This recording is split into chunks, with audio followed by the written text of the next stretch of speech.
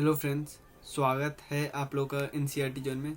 जैसे कि आप लोग को पता है, इकोनॉमी का हम लोग कर रहे हैं, इकोनॉमी का डिस्कस कर रहे हैं लूसेंट से। लेकिन ऐसा नहीं है कि सिर्फ लूसेंट ही है, लूसेंट के अलावे एनसीईआरटी की बुक या इंटरनेट को जोड़ जोड़ के मैंने कुछ लाया है, कुछ स्पेशल लाया है।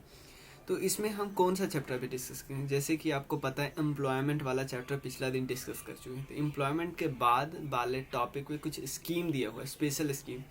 सारा स्कीम हम नहीं डिस्कस करें, वो स्कीम जो अभी चल रहा है, ध्यान देना, बहुत पुरानी स्कीम को डिस्कस नहीं करना।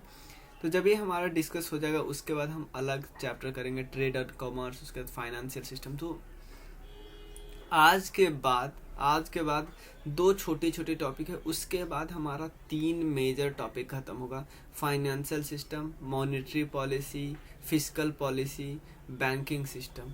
4 हमारा नेक्स्ट 4 खत्म हो, उसके बाद हमारा इकोनॉमिक्स ऑलमोस्ट खत्म। क्लियर? तो 4 जो टॉपिक है वो मैं बहुत जल्दी जल्दी कराऊंगा। ध्यान देना, वो 4 टॉपिक मुझे समझाना है, तो मुझे नोट्स ऐसा नहीं कि लूसेंट वाला डायरेक्ट उठाऊंगा, नहीं, बिल्कुल नहीं। लूसेंट का तो उठाऊंगा ही उठाऊंगा, लेकिन मैं कहीं और से नोट उठाऊंगा, क्योंकि वो टॉपिक बिना समझे हमारा काम नहीं चले, वो रटने वाला टॉपिक है ही नहीं। इसलिए लूसेंट पे आप उस पर रिलाई नहीं कर सकते। क्लियर? तो ये मेरे बारे में कुछ है, देख सकते हो। अगर आपको अनअकैडमी में मुझे फॉलो करना है तो इस लिंक पे फॉलो कर सकते हैं, सोशल मीडिया पे फॉलो कर सकते हैं, आप कंट्रीब्यूट भी कर सकते हैं गूगल पे, पेटीएम, यूपीआई से। क्लियर? तो हम सीधा चलते हैं वहाँ पे जो हम करना है, ये सब आपको करा चुका हूँ, सब आप देख चुके हैं। सेम एक ही पीडीएफ भेज दूंगा, इसमें सारा आपको आ जाएगा, सब 5 ईयर प्लान आपको डिस्कस है। क्लियर? अनएम्प्लॉयमेंट डिस्कस है, अनएम्प्लॉयमेंट के बाद ये स्कीम डिस्कस है, यहाँ से हमें डिस्कस करना है। भारत निर्माण, मनरेगा, जवाहर रोजगार योजना, नेशनल अर्बन लाइवलीहुड मिशन, जो एक रूरल वाला है, दीनदयाल अंत्योदय योजना, नेशनल रूरल लाइवलीहुड मिशन। उसके बाद रुर्बन मिशन है श्यामा प्रसाद मुखर्जी का। उसके बाद ग्राम सड़क योजना है, जो पुराना स्कीम है। संसद आदर्श ग्राम योजना है। उसके बाद प्रत्यक्ष हस्तांतरित लाभ जो है, पहल स्कीम, वो पता है आपको। बेटी बचाओ बेटी पढ़ाओ पता है। सुकन्या समृद्धि, जो कि बेटी बचाओ बेटी पढ़ाओ के अंदर आती है। जनधन, आधार एक्ट, जीवन ज्योति और प्रधानमंत्री सुरक्षा बीमा। और उसके अलावे हमें डिस्कस करना है फसल बीमा। क्लियर? उसके बाद हमें डिस्कस करना है अटल पेंशन। उसके बाद प्रधानमंत्री जन आरोग्य अटल पेंशन। और उसके बाद हमें करना है प्रधानमंत्री उज्ज्वला योजना। क्लियर? उसके बाद हमारा ट्रेड एंड कॉमर्स, बहुत छोटा टॉपिक है, 1 पेज में है, उस डायरेक्ट मैं फोटो खींचूंगा, बताऊंगा। न्यू इकोनॉमिक पॉलिसी भी मैं अलग से समझाऊंगा। लेकिन यहाँ से हमारा main topic, 4 topic, Indian financial system में, जो मनी मार्केट, फाइनेंस और फाइनेंशियल मार्केट, कैपिटल मार्केट। उसके बाद बैंकिंग, मॉनेटरी, फिस्कल। 4 टॉपिक हमारा खत्म। समझो, ध्यान से देखना है स्कीम के बारे में, ध्यान से देखना है। स्कीम आता है बहुत आराम से, क्योंकि देखो, नॉर्मल अगर यूपीएससी के अलावे जितने भी एग्जाम है, उसमें बहुत आराम से आते हैं। देखो क्या लिखा हुआ है, भारत निर्माण योजना। भारत हम किसको बोलते हैं? भारत हम बोलते हैं किसको? रूरल इंडिया को। क्लियर? तो यहाँ पे सिंपल लिखा है, भारत को निर्माण करना है, यानी क्या है? रूरल इंफ्रास्ट्रक्चर को डेवलप करना है। क्लियर? डेवलप करना है रूरल इंफ्रास्ट्रक्चर को। हमें करेक्ट हो गया, हम समझ में आ गया, 2005 में आएगा। किस सेक्टर में? अगर इंफ्रास्ट्रक्चर को बेहतरीन करना है तो पहले गांव के इस सेक्टर को ज़्यादा अच्छा करना होगा। Irrigation, road, housing, water supply, electrification, rural communication. Clear? तो यहाँ सिर्फ आपको याद रखना है, भारत निर्माण का मतलब है रूरल इंफ्रास्ट्रक्चर को डेवलप करना है। रूरल का इंफ्रास्ट्रक्चर में क्या क्या होगा, ये सबसे इम्पोर्टेंट वाले हैं। क्लियर? उसके बाद नेक्स्ट है मनरेगा। मनरेगा आपको पता है नाम क्या है? Mahatma Gandhi national rural employment guarantee scheme. मतलब सिंपल यहाँ पे पता चलता है, रूरल में पूरे देश, नेशनल का मतलब है पूरे देश में, पैन इंडिया स्कीम होगा। क्लियर? कुछ जगह छोड़ के जहाँ पे रूरल नहीं है। National rural employment guarantee scheme, मतलब एक ऐसा स्कीम जिसमें एम्प्लॉयमेंट की गारंटी मिले। कहाँ पे? रूरल इंडिया में। पैन इंडिया स्कीम है, पूरे इंडिया में, जहाँ पे रूरल है। क्लियर? और इसमें क्या है, 2005 को आया था। क्यों? क्या है इसमें प्रोविजन है? प्रोविजन है कि 100 डेज आपको पेड वर्क मिलेगा ही मिलेगा। Paid work per day per year, एक साल में कम से कम 100 दिन।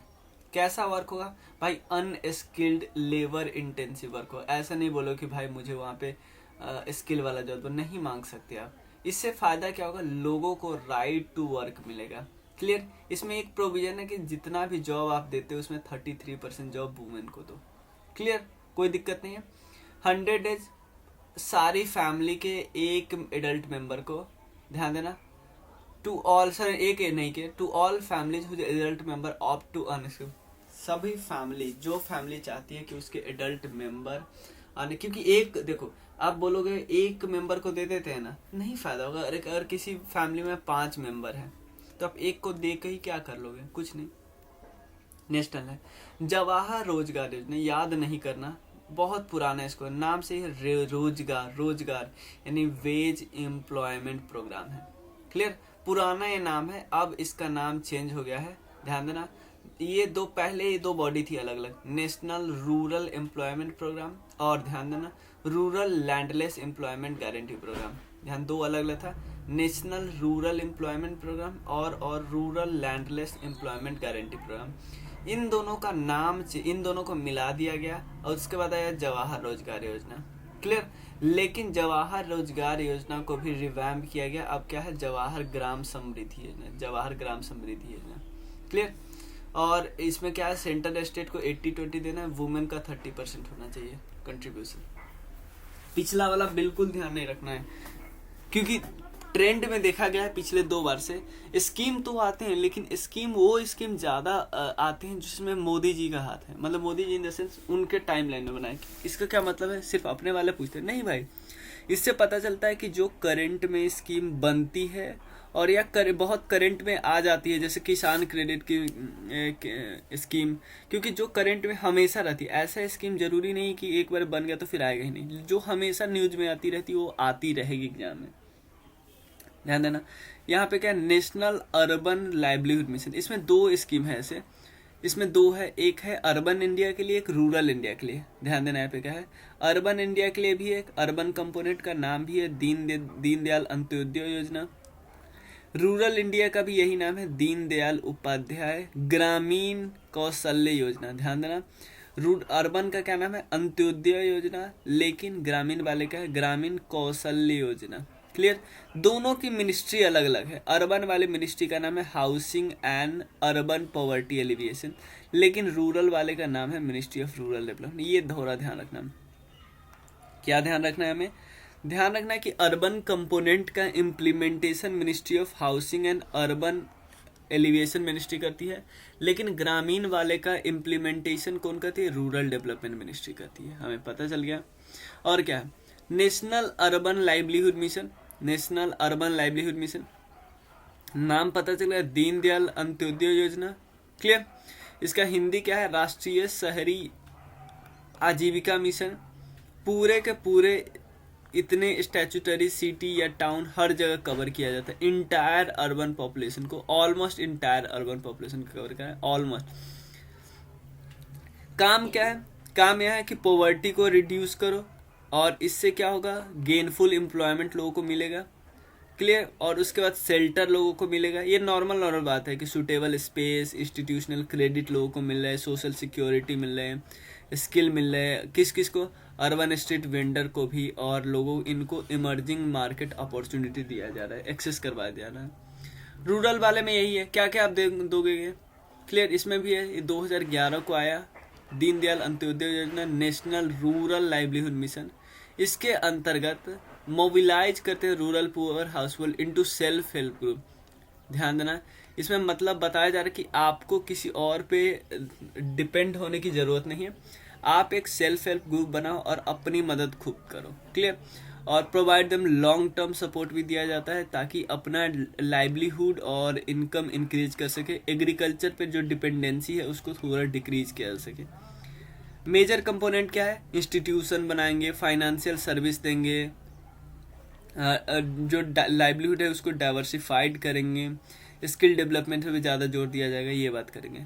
यहाँ पे क्या दिया जा रहा है, all automatically included household और all household with at least one deprivation as per the socio economic caste census are target group. ध्यान देना, पूरे के सब लोग नहीं है, जो टारगेट ग्रुप है जिनके पास ये सब नहीं है उनको ज़्यादा इसमें हिस्सेदारी दी जाएगी, उनको ज़्यादा तवज्जो दिया जाएगा। क्लियर। ध्यान देना, एक चीज़ आप यहाँ पे एक पॉइंट आपको समझ नहीं आ रहा होगा कि यहाँ पे क्या लिखा है, एटलीस्ट वन डेप्रीवेशन। ध्यान देना, socio economic and caste census में कुछ डेप्रीवेशन की बात की गई है, उस डेप्रीवेशन में से एक में भी कोई डेप्रीवाइड है ना तो इसका पार्ट हो गया। क्लियर। और कुछ लोग तो ऑटोमेटिकली इंक्लूड होंगे ही होंगे। क्लियर। यहाँ पे लिखा है the list of all rural poor are also validated by participatory identification of the poor which is further vetted by the Gram Sabha. यानी कई लेवल पे जांच होता है तब किसी को अंदर डाला जाता है। क्लियर। उसके बाद यहाँ पे नाम पता चला, रूरबन मिशन यानी रूरल ध्यान देना अर्बन एम्यूनिटीज आप रूरल एरिया में लाते हो। यार मैं क्या बोल रहा हूँ, अर्बन की इंफ्रास्ट्रक्चर आप रूरल एरिया में ला रहे हो। समझ में आया? समझ में आ गया। इसका मेन क्या है कि आप क्लस्टर बनाओ, बहुत सारे रूरल क्लस्टर बनाओ। रूरल क्लस्टर का मतलब ऐसा एक गांव नहीं, 4-5 गांव को एक क्लस्टर बनाओ, इसमें सारी अर्बन की फैसिलिटी दो। और भाई इतना ही फैसिलिटी मत देने लगना कि रूरल का वैल्यू आप ऐसा मान लेना कि पूरा का पूरा गाँव आप एग्रीकल्चर करेगा ही नहीं। वैसे this cluster are identified in rural area displaying potential for economic growth through the presence of thematic livelihood activities, increasing population and non-farm employment। हाँ, क्लियर। नेक्स्ट क्या है, प्रधानमंत्री सड़क योजना बहुत इंपॉर्टेंट है, लेकिन इसमें आपको सड़क बनाना है, गवर्नमेंट की स्कीम है, लेकिन इसमें क्या है, कुछ कंडीशन है कि अगर कोई प्लेन एरिया में है, कोई गांव कोई एरिया प्लेन एरिया में है, वहाँ पे मिनिमम अगर 500 पॉपुलेशन है तो वहाँ पे रोड का नेटवर्क जाएगा ही जाएगा। अगर वो हिली एरिया में तो वहाँ 250 पॉपुलेशन है तो वहाँ जाएगा ही जाएगा रोड। क्लियर। जो आप लोग के गांव वगैरह में रोड जाएगा वो इसी स्कीम का पार्ट है, प्रधानमंत्री ग्राम सड़क योजना का पार्ट है। क्लियर। देखो, the program also provide for upgradation of existing through routes and major route link. E-mark software for maintenance of road has been developed and being rolled out all this। Obviously ये अलग एक scheme है। एक E-mark software है, इससे क्या होगा, road का मेंटेनेंस कराया जा सकता है अगर आप अथॉरिटी को बताओगे तो। संसद आदर्श ग्राम योजना, संसद आदर्श, देखो इसमें क्या होता है, हर संसद को, हर MP को कुछ गांव चुनना होता है। क्लियर। उस गांव को ध्यान देना, वो गांव उसका ना अपना होना चाहिए ना उसके स्पाउस का गांव होना चाहिए। क्लियर। तो यहाँ ये कब आया था, 2014 में आया था। ऑब्जेक्टिव क्या है, आदर्श ग्राम बनाना। देखो, in the first phase the scheme called upon a member of parliament to make 1 gram panchayat of their choice को मॉडल विलेज बना दो। 2016 तक एक गांव को मॉडल विलेज बना दो, 2019 तक 2 गांव को बना दो। इतना ही बस ध्यान रखना है। उसके बाद क्या होना चाहिए, बाद में क्या होना चाहिए, 1 पर ईयर, मतलब हर गांव हर साल आप एक एक मॉडल विलेज बना रहे हो, लेकिन इसमें आपका अपना नहीं होगा और आपके स्पाउस का नहीं होगा। प्रत्यक्ष हस्तांतरित लाभ, इसमें क्या है, पहले क्या होता था, जो जिनको सब्सिडी मिलती थी ना LPG पे, उनको रेट कम करके मिलता था, LPG। लेकिन अब क्या किया गया है, LPG आपको जो रेट है उसी रेट पे मिलेगा सबको, लेकिन अगर आप सब्सिडी का पार्ट है तो आपको DBT डायरेक्ट बेनिफिट ट्रांसफर कर दिया जाएगा आपके बैंक अकाउंट में। क्लियर। इसका मेन काम है कि डाइवर्जन और डुप्लीकेशन को एलिमिनेट करना। पहला scheme, LPG cylinder sold at market price, entitle consumer get the subsidy directly to bank account, obviously. Next है बेटी बचाओ बेटी पढ़ाओ। नाम से पता चला, पहले बेटी को बचाओ और फिर बेटी को पढ़ाओ। बचाओ, बेटी बचाओ बेटी पढ़ाओ। तो बेटी बचाओ बेटी पढ़ाओ स्कीम लॉन्च कब किया गया, 2015 में। इस स्कीम का एम क्या है, जेंडर इक्वालिटी को प्रमोट करना। क्लियर। जेंडर इक्वालिटी को प्रमोट करोगे और मेन काम क्या है, एडुकेट करना है। तो पहले बचाओगे तभी तो पढ़ाओगे ना भाई। क्लियर। तो इस स्कीम का टारगेट क्या है, चाइल्ड सेक्स रेशियो को इम्प्रूव करना। कैसे कैसे कैसे इम्प्रूव करोगे? मल्टी सेक्टोरल तरीके से आप काम करके, चाहे आप जेंडर बायस सेक्स सिलेक्शन को रोको, गर्ल एजुकेशन को प्रमोट करो, होलिस्टिक एम्पावरमेंट करो, सब कुछ करोगे तो चाइल्ड सेक्स रेशियो तो इंक्रीज होगा ना। एम्पावरमेंट करोगे, लोगों को अवेयरनेस फैलाओगे। तो आप बताओगे भैया मिनिस्ट्री कौन सी होगी? भाई 3 मिनिस्ट्री है, याद रखना प्लीज प्लीज। एक तो बेटी से रिलेटेड है तो women and child development ministry आएगी ही आएगी। अगर बेटी को बचाने की बात से रिलेटेड है तो health and family welfare ministry आएगी ही। पढ़ाने की बात है तो ह्यूमन रिसोर्स डेवलपमेंट, जिसको आप मिनिस्ट्री ऑफ एजुकेशन बोलते हैं। कोई दिक्कत नहीं है, 3 मिनिस्ट्री है, याद रखना। बेटी की बात है इसलिए वुमेन मिनिस्ट्री आई, पर बचाने की बात है तो हेल्थ मिनिस्ट्री आई, पढ़ाने की बात है तो ह्यूमन रिसोर्स मिनिस्ट्री या एजुकेशन मिनिस्ट्री आई। क्लियर? इसके अंदर ही एक सुकन्या समृद्धि योजना है। सुकन्या समृद्धि योजना है, इसमें है कि गर्ल के नाम पे अगर आप पैसे सेव करते हो तो उसका इंटरेस्ट रेट बहुत ज़्यादा मिलता है। ध्यान देना क्या है, गर्ल के पे आप हायर इंटरेस्ट रेट मिलता है। और इसमें क्या है कि पैसे गर्ल को ही मिलतेंगे या तो शादी के समय या 10th पास करके या 21 साल बाद कोई बिजनेस में निकालती है तो, मतलब 21 साल बाद तो निकाल ही लेगी। 21 साल का एज अगर हो जाएगा तो, 21 साल एज हो जाएगा तब। 2015 को लॉन्च किया गया। स्मॉल सेविंग इंस्ट्रूमेंट है गर्ल चाइल्ड के लिए। Amount can be open in A post office और ए पब्लिक सेक्टर में, कहीं भी होगा। एलिजिबल कौन है? सिर्फ और girl child. Girl should be Indian citizen. Age limit क्या है? On the date of opening of account the girl set should 10 year, मतलब 10 साल और उससे छोटी होनी चाहिए। 10 साल उससे छोटी होनी चाहिए। इन्वेस्ट कौन करे? पेरेंट या लीगल गार्जियन होंगे, वो करेंगे। क्लियर? अगर कोई बच्चे को अडॉप्ट करता है तो लीगल गार्जियन हुआ ना, वो उसको करेंगे। इन्वेस्टमेंट क्या है? एक ईयर में आप मिनिमम 1000 या आप 1000 के मल्टीपल कर सकते हैं, 1000 के मल्टीपल्स। क्लियर? मैक्सिमम 1.5 लाख है, इन्वेस्ट कर सकते हैं एक साल में। Deposit can be made in lump sum amount और no limited number of deposit either in month. हाँ, दोनों में से या तो मंथली कर रहे हो या आप कर रहे हो। लेकिन इसमें क्या है, इसमें लिखा नहीं है मैंने। 21 साल के एज आपको होगा उस समय निकाल लेना है। या मान लो आप अगर 10th पास कर लिए, क्लियर, 10th पास कर लिए तो, और उसके बाद कहीं, या मान लो 18th एज के बाद भी अगर आपकी शादी होती तो भी आप निकाल सकते हो। 10th पास कर लिए तो कुछ पैसे आप निकाल सकते हो, आई थिंक 50% निकाल सकते हो कि हायर एजुकेशन के लिए। जनधन योजना आपको पता है, बैंकिंग अकाउंट करना है। इसमें देखो फाइनेंस, देखो इससे पहले क्या था, फाइनेंशियल एक्सक्लूजन था, लोग बैंकिंग को एक्सेस ही नहीं कर पा रहे थे। लेकिन इससे क्या हुआ, बैंकिंग को एक्सेस करें। Universal access to banking facilities with at least 1 basic banking account for every household. Financial literacy increase होगा। Access to credit, insurance, personal facility, ये सब इंक्रीज हो रही है। क्लियर? नॉर्मल बात है। ट्रांसफॉर्मिंग इंडिया की फीचर्स आपको पता ही है थोड़ा बहुत। क्लियर? उसके बाद आधार एक्ट के बारे में है। क्लियर? आधार एक्ट में ज़्यादा डिटेल में नहीं करना है, बस अब थोड़ा रखना है, देखना है तो देख लीजिए। प्रधानमंत्री जीवन ज्योति बीमा योजना और प्रधानमंत्री सुरक्षा बीमा योजना, ध्यान देना, 2 अलग अलग है। पहले जीवन ज्योति है, उसके बाद क्या है, सुरक्षा। जीवन ज्योति और उसके बाद सुरक्षा। तो जीवन ज्योति नाम से ही पता चलता है, जीवन की ज्योति। क्लियर? तो it offers A renewable 1 year term life cover of, ध्यान देना, लाइफ कवर देता है। लाइफ कवर देता है अगर आपका डेथ हो जाता है ड्यू टू एनी रीजन। अगर आप 330 रुपया हर साल आप जमा करते हो, ये आपके बैंक अकाउंट से डायरेक्ट डेबिट हो जाएगा अगर आप इसको सब्सक्राइब कर चुके हैं तो। क्लियर?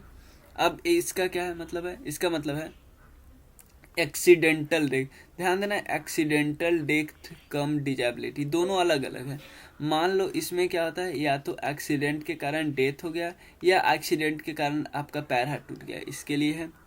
इसमें क्या है, आपका लाइफ कवर मिलता है। लेकिन आप इसको सब्सक्राइब कब कर सकते हो, 18 से 50 साल के बीच ही सब्सक्राइब कर सकते हो। कुछ पैसा तो जमा करोगे ना। क्लियर? उसी हिसाब से मिलेगा, जितना ज़्यादा जमा किए उसके हिसाब से मिलेगा। नेक्स्ट क्या है, इसमें हमें पता चलेगा अगर 2 लाख मिलेगा एक्सीडेंटल डेथ हुआ, और टोटल परमानेंट डिजेबिलिटी हुआ तो भी 2 लाख मिलेगा, 1 लाख मिलेगा परमानेंट पार्शियल डिजेबिलिटी। क्लियर, ये सब the above scheme are self subscription basis, involve no government कोई कंट्रीब्यूशन नहीं करी यहाँ पे भी, नहीं यहाँ पे भी। प्रधानमंत्री फसल बीमा योजना, ध्यान देना, प्रधानमंत्री फसल पे बीमा कर रही है। तो इसमें क्या है, मैक्सिमम प्रीमियम 2% किसका है, खरीफ का, ये याद रखना है। रबी का 1.5%, कॉमर्शियल और हॉर्टिकल्चर का 5%। इसमें क्या है, मिनिस्ट्री ऑफ एग्रीकल्चर इम्प्लीमेंट करे प्रधानमंत्री फसल बीमा योजना, और एक और इसके में ज़्यादा ध्यान नहीं रखना है। कॉम्प्रिहेंसिव क्रॉप इंश्योरेंस कवर है, नॉन प्रिवेंटेबल नेचुरल, सारे सबके लिए जितने भी नेचुरल रिस्क है ना, इवन कोई जो आती आ जाती है, सुनामी वगैरह कुछ भी, इवन आग लगना, इसमें भी देती है सरकार। क्लियर। नेक्स्ट है प्रधानमंत्री जन आरोग्य योजना, जिसको हम आयुष्मान भारत करते हैं। इसमें क्या है कि पुअर और वनरेबल सेक्शन को सेकेंडरी और टर्शियरी डिजीज होने पे जो खर्चा होगा वो सरकार वहन करेगी। सेंट्रली स्पॉन्सर्ड स्कीम है, सेंट्रल सेक्टर नहीं है, सेंट्रली स्पॉन्सर है, जिसमें कुछ पैसे सेंटर दे रही है, कुछ पैसे स्टेट भी लगा रही, दोनों। क्लियर। लेकिन नॉर्थ ईस्ट स्टेट के लिए आपको पता है, क्योंकि ये स्पेशल स्टेटस होते हैं, स्टेट होते हैं, इसलिए यहाँ पे सेंटर 90% देती है, 10% इनको देना होता है। क्लियर। यहाँ पे लिखा हुआ it provide health coverage of 5 lakh पर फैमिली है, ध्यान रखना फैमिली है, इंडिविजुअल मत करना। कब, पर ईयर, किस डिजीज में, सेकेंडरी और टर्शियरी हॉस्पिटलाइजेशन में। आप हॉस्पिटल में गए तो ही आपको पैसा मिलेगा, पैसा नहीं मिलेगा, डायरेक्ट उनको दे दिया। ऐसे नहीं कि आप जा रहे हो दुकान से पैरासीटामोल खरीद रहे हो और बोल रहे हो कि इसका पैसा मुझे, ऐसा नहीं। वो एक तो प्राइमरी डिजीज है, प्राइमरी के लिए वैसे भी नहीं मिलने वाली है, बुखार के लिए वैसे भी नहीं मिलने वाली है, सेकेंडरी और टर्शियरी डिजीज। नेक्स्ट है अटल पेंशन योजना। सबसे पहले इसको एडमिनिस्ट्रेट कौन करती है, pension fund regulatory and development authority, Atal pension योजना को। और थ्रो किस स्कीम के अंदर, नेशनल पेंशन स्कीम के अंदर। कोई भी सिटीजन कब इसको सब्सक्राइब कर सकता है, 18 से 40 के बीच। ये इंपॉर्टेंट है, बहुत बार फंसा हुआ था, इवन यूपीएससी में इसी में लोग कंफ्यूज थे। और यहाँ पे और कुछ पॉइंट मिल सकता है आपको, ध्यान देना। आपने सब्सक्राइब कर लिया तो आपको पेंशन मिलेगा इस एज ग्रुप में, तो आपको पेंशन मिलेगा किसका, 1000 से 5000 के बीच है, आपने जितना जमा किया है। क्लियर, उसी हिसाब से ये इस बात से पे भी लोग कंफ्यूज हो रहे थे, मतलब इस बात पे भी कंफ्यूज हो रहे थे। The amount of pension is guarantee for lifetime to the spouse on death of the subscriber, even spouse को भी मिलेगा। In the event of death of both the subscriber and the spouse the entire pension corpus is paid to the nominee, ये भी important है। Contribution to the Atal pension Yojana are eligible for tax benefit similar to national pension Yojana. Ujjwala योजना। Clear. पहल और Ujjwala almost दोनों synonymous है।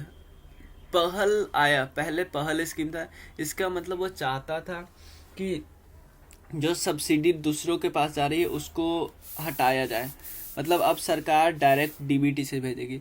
तो उज्ज्वला क्या करा था, उज्ज्वला क्योंकि मान लो एग्जांपल है, आपने बोला भैया मैं आप सब्सिडी नहीं लेना चाहता हूँ क्योंकि मेरे पास पैसे है, तो अब सब्सिडी किसको जाएगा, ये बात बताए उज्ज्वला ने। उज्ज्वला ने यही की बात बताया, ध्यान में बात बता।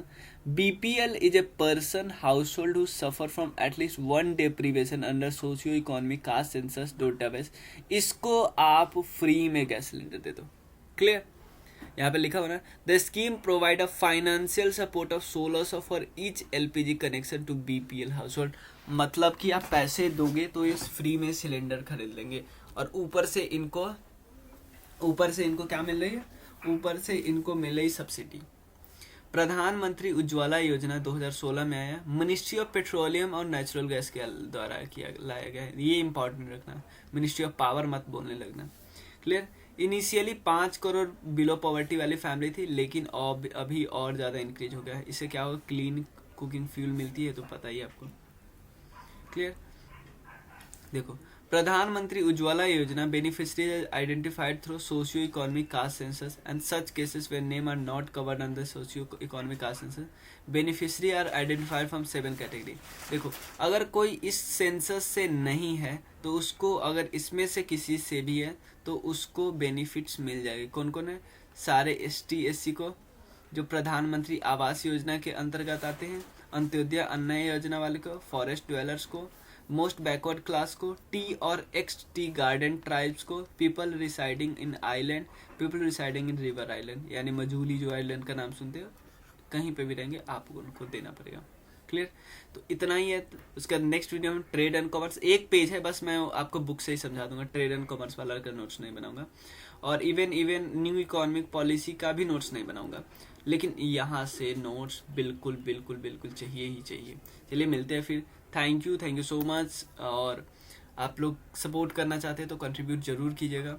और क्योंकि थोड़ा यार सेटअप बनाने में थोड़ा, क्योंकि पहले दिल्ली था, अब थोड़ा घर आ गया हूँ, तो थोड़ा सेटअप बनाने में खर्चा लग रहा है, इसलिए थोड़ा सा लेट हो रहा था. लेकिन आप अगर सपोर्ट कर दोगे, कुछ हेल्प हो जाएगा तो जल्दी काम बन जाएगा. चलिए मिलते हैं. Thank you so much.